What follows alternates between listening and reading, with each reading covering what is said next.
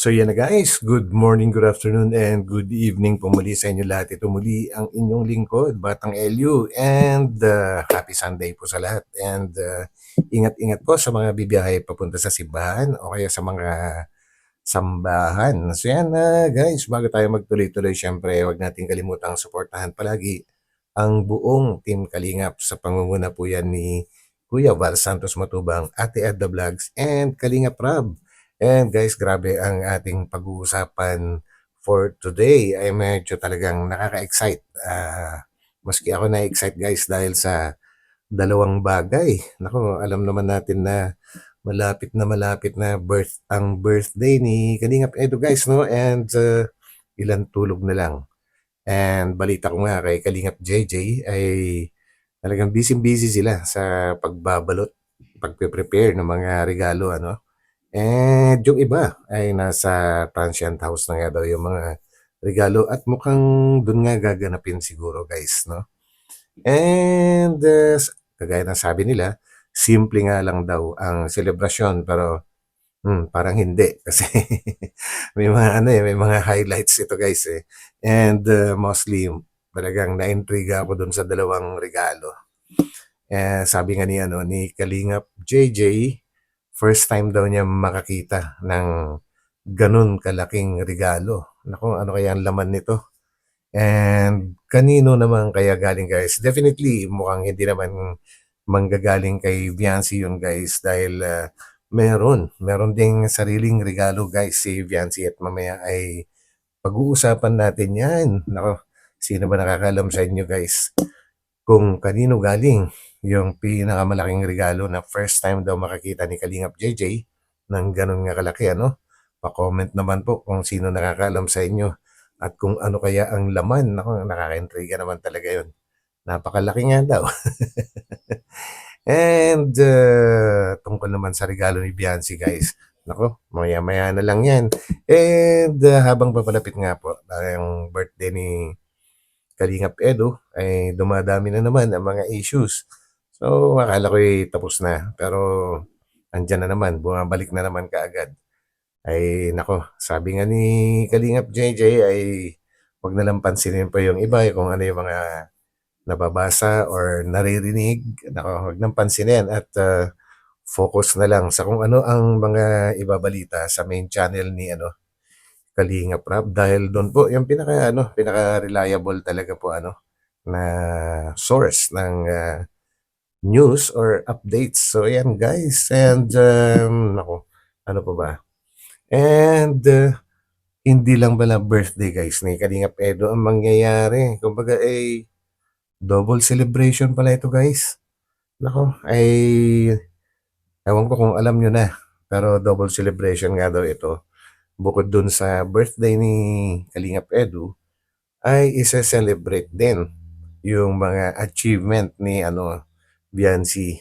Pinaka po dyan is yung magandang grades niya. Nako, grabe. Sana ay tularan ng mga ibang mga beneficiaries po si Biancy na talagang napaka-blessed and talagang ginagawa niya yung kanyang ano ba tawag doon, yung obligasyon bilang isang beneficiary sa pag-aaral, talagang inaayos niya. Hindi naman siguro sobrang talino, sabihin ng gano'n, pero ang importante, nag-aaral, inaasikaso niya at nagkakaroon ng magandang grades. Hindi man siya cum laude or summa cum laude. Importante po, maganda ang grades. And sabi nga nung iba dati, basta pumasa, okay na yon, di ba? Kumbaga, bonus na lang yung magagandang grades na yan. Ay, sus, grabe. So, hindi nga nagkamali ang Kalingap sa pagsuporta. And kay Biancy po, And of course, sa mga sponsors, hindi rin sila nagkamali sa pagsuporta kay Biancy dahil bukod sa, alam naman na natin yon kung gaano siya kaganda, mabait, and maaasahan. Yan. At talagang nag-aaral din siya ng maayos, which is yun ang isa sa pinaka-importante sa lahat na pwedeng na kailangan gawin po niya dahil yun yung pinaka-obligasyon niya talaga bilang isang beneficiary. So yan, bigyan po natin ng isang palakpakan ang dalawa, Kalingap Edu and Viancy guys. And alam ko na-excite na rin kayo tulad ko. Ilan tulog na lang, no? Ilan lapit-lapit na. And sa February 6 nga po, ay hindi ko alam hindi masyadong malinaw yung ano ni Kalingap JJ. Kasi ang pagkakasabi niya, magkakaroon ng vlog sa February 6. So, ibig sabihin, pag may vlog, it's either live ba yun, ila-live ba yun, or doon pa lang magbablog.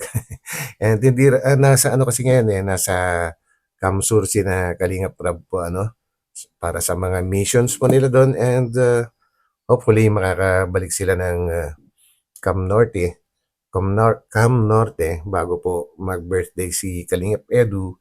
And if ever, baka magkaroon po ng mas maagang pagbablog para siguro para maipalabas na sa February 6. So, abangan lang po natin yung mga updates guys dahil kumbaga 99.9% pa lang naman itong mga ating nasasagap na balita. Hindi pa siya 100% guys, pero gano'n na rin yun. Ayan, kagaya, ano nga ba yung nasabi ko kanina? Yung regalo guys ni Viancy kay Kalingap Edo po and may isang haka-haka nga guys na hindi ito material na bagay. Nako, alam ko na yan. Kumbaga alam kong nahulaan nyo na kung ano ito. Malamang sa malamang nga daw, daw. Yan. Malamang sa malamang ay magkakaroon ng revelasyon tungkol sa tunay nilang relasyon ni Kalingap Edo. Nako, grabe yun. Magandang pasabog po yun, guys. And, well, nasa tamang edad na rin naman si Viancy if ever na aamin na sila in public. Parang, kasi guys parang napahapyawan na rin ni Kalingap Edu before sa isang, okay, naalala ko na. Sa interview sa kanya ni Red Zane po, kung kailan sila mag-re-reveal baka sa birthday ni Kalingap Edu or kung kailan. Pero siguro hoping na ganun nga yung mangyayari kasi ang pagkakasabi rin ni Kalingap JJ ay wag masyadong mag-expect pero yun ang talagang haka-haka sa ngayon, no? Yun ang magiging regalo ni Viancy kay Kalingap Edu. Grabe yan, guys. Nakaka-excite talaga yun. And para naman hindi na nagdadalawang isip yung mga supporters. And siguro maganda rin yun na umamin na sila kung ano man yung totoo para medyo matigil na rin yung mga naghahabol, no? Kay Kalingap Edu, kung marami pa rin kasi nagkaka-interest, no? Kay Kalingap Edu, sana all. Iba na talaga kapag Kalingap Edu na yung pinag-uusapan, no? Maraming naninira, maraming humahanga, kumbaga halo-halo mga tao. Kanya-kanyang diskarte, kanya-kanyang banat no? Pero kagaya nga ng sabi, huwag basta maniniwala sa kung ano man yung mga nababasa or napapanood. Maniwala lang tayo sa mga final updates doon sa channel nga ni Kalingap Rab. So ano pa bang pwedeng mangyari sa Actually maraming regalo guys maraming regalo.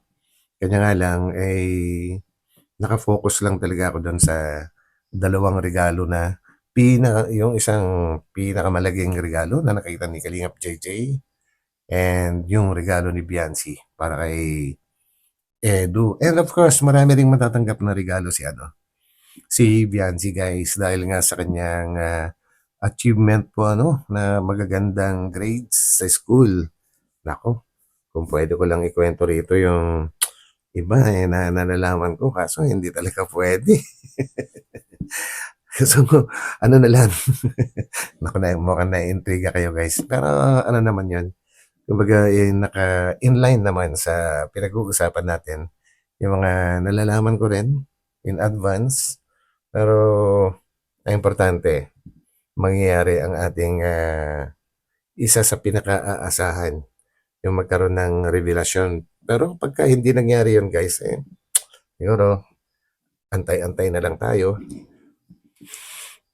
Napapaisip lang din kasi ako, bakit binanggit ni ano yun, bakit binanggit ni Kalingap JJ? And knowing Kalingap JJ guys, isa yan sa pinaka-reliable na resource person. Pagka siya nagsalita, ganun din. Sigurado ang pinanggagalingan ng source niya, it's either Kalingap Rab, yung family, kumbaga, it's either Ma'am Jack, basta doon lang, hindi nalalayo yun. Kumbaga, family ng kanyang wife-to-be ang pinanggagalingan, siguradong sigurado yan. At hindi yan magbabalita ng galing sa kung kani-kanino lang. Di ba guys? Kilala naman natin si Kalingap JJ. Huwag natin kakalimutan, palagi po nating susuportahan din ang lahat ng mga uploads ni Kalingap JJ. Yan. So, shout out sa iyo, Idol Kalingap JJ. Ano pa ba? Ano pa ba yung mga napag-usapan doon guys? So, yun lang. Parang doon gagaganapin sa Transient House. Sabi, simple lang daw ang celebration pero wag ka. Pagka naging double celebration, hindi na simple yun. Di ba? At ang daming matutuwa. Grabe. And yun na nga, ayoko nang i-discuss hanggat maaari yung may mga madarating daw na mga ayawan. Basta, nababalitaan ko lang naman yun kay Dr. Lab na may mga sinasabi na naman siya doon na mga pipigilan niya na mga anti-Kalingap. Which is, okay, bahala na si Doc Lab doon.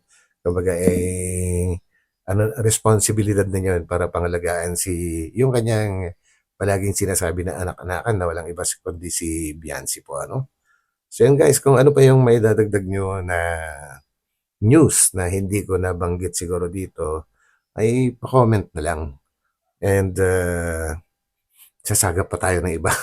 Parang chismoso lang ang dating guys, no? Pero nakakatuwa lang kasi. So, hanggang dito na lang and I hope na natuwa din kayo sa ating mga balibalita. And if ever na nagustuhan po ninyo guys, huwag kalimutang pindutin ang like button and kung pa pwede pa-share na rin. At sa mga hindi pa nakakapag-subscribe, of course, wag na po kayong mahiya kasi alam nyo guys, doon sa statistics ng YouTube ko, pag tinitingnan ko, lahat ng mga viewers ko, kumbaga ang, kunwari, sa 100% na nanonood sa akin, ang nakasubscribe lang is 15%. And the other 85%, kumbaga, ewan ko, bakit hindi sila pumipindot sa subscribe button. It's either dalawa lang siguro ang pwedeng ang posibilidad kung bakit gano'n. It's either hindi sila marunong pumindot ng subscribe or nahiya sila. So yan, huwag na po kayong mahiya. Pindutin nyo na yan para naman sa ating munting channel yan. So guys, hanggang dito na lang and God bless po sa lahat and muli, happy Sunday at mag-iingat po ang lahat. So ayan guys, God bless and magkita-kita ulit tayo sa aking susunod na upload. So pansamantala, magpapaalam po muna ang inyong lingkod, Batang LU. So bye-bye po. Bye.